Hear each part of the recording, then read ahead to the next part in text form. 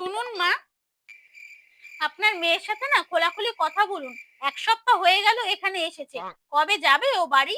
নাকি শ্বশুর বাড়ির থেকে একবারে তল্পি তল্পা গুটিয়ে এখানে ঢুকেছে? কি ব্যাপার, কাকে নিয়ে এত গল্প হচ্ছে শুনি?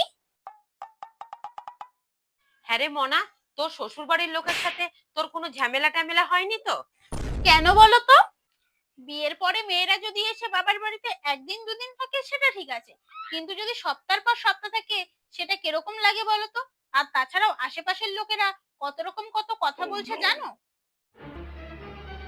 যদিও বা তুমি তো বাইরে বেরো না, জানবেই বা কি করে? পাড়ার লোকের কথা জানি না বৌদি, কিন্তু তোমার যে আমাকে নিয়ে অনেক সমস্যা হচ্ছে এইটা বুঝতে পারছি। মনা, ভদ্রভাবে কথা বল।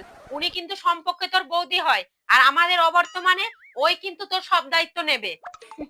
কোন দায়িত্বের কথা বলছো মা? সামান্য তো এই কটা দিন এসে আছি, তাতেই তোমাদের এই অবস্থা? জানো তো মা, তোমার জামাই আমাকে বলেছিল তোমার বিয়ে হয়ে গেছে, আগের মতো তোমাকে আর ওই বাড়িতে কেউ যত্ন আদর করবে না।